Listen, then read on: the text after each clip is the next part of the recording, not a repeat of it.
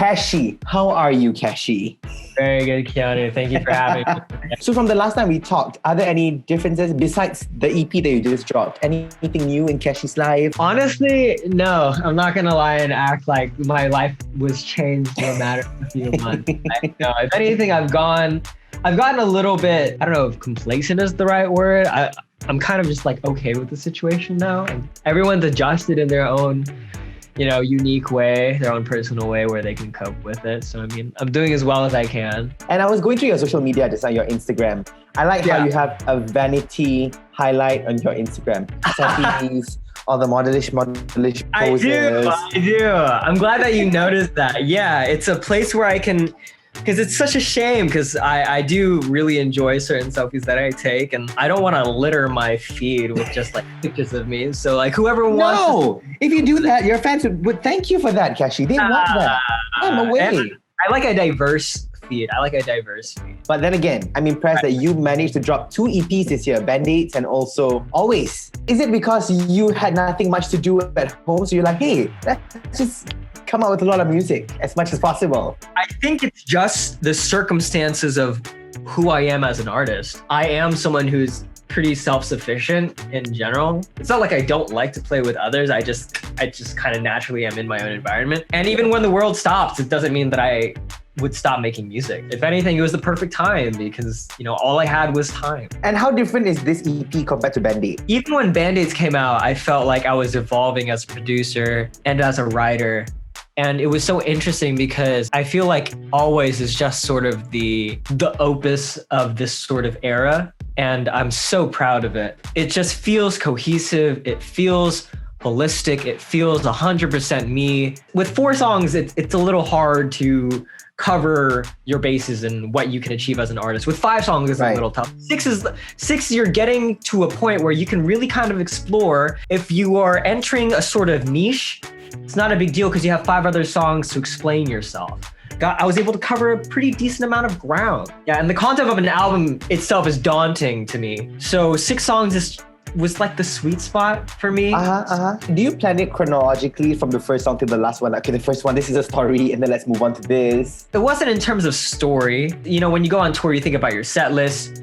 You're thinking about more than just the mood and the feel of a song. You're thinking about tempo, and you're thinking about the key.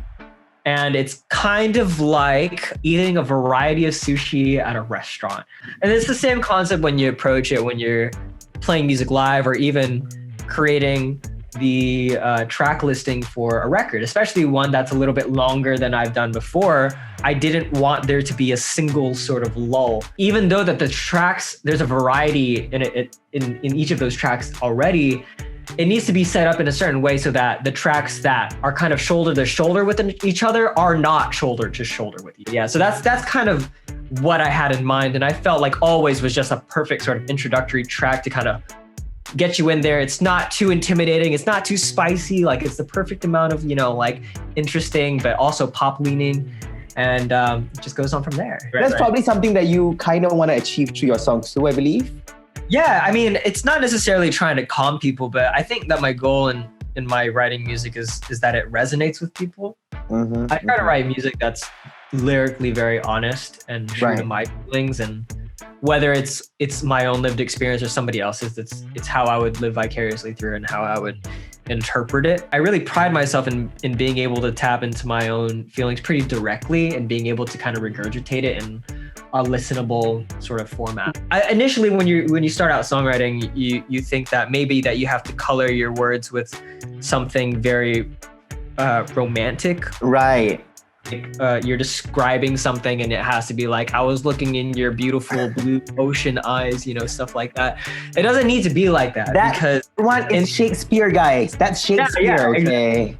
In the end, people just want to listen to music that kind of touches them. And agreed. When you are able to distill it to its purest form, it reaches people like you wouldn't believe. And you know what? From this EP, I actually hosted your birthday. There was this birthday virtual gathering with your fans for your birthday last week. Thank you so much. And everyone were talking about your song BYS, especially the music Right. video. And they were saying like, oh, they didn't expect the music video to be like that because, you know, it's a very, Right. it's a calming song, but the video Right. with the highs and everything. How did Yeah. you come up with that? I'm not gonna lie to you right now. I'm gonna tell you the absolute truth. The absolute truth to the story is that Kenji and I were pretty dry on ideas. We were really struggling to branch out of what we did. We didn't want to do the same stuff over and over again because that's boring. The reason why we did it was because I was on Twitter one day and Kenji and I were staying up until some ungodly hour trying to come up with concepts. It was just boring.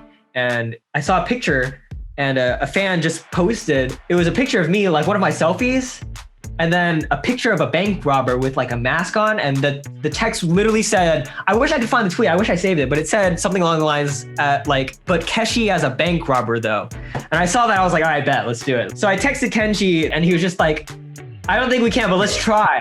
So we spent the next day like planning it out, getting all the vision stuff. And then I called James, my manager, and I was just like, hey, we want to do this. Can we get this set up? He's like, I like this idea. Let's do it. But you know what, Keshi, unfortunately, we've got very little time already. I'm just going to quickly do a rapid fire game with you.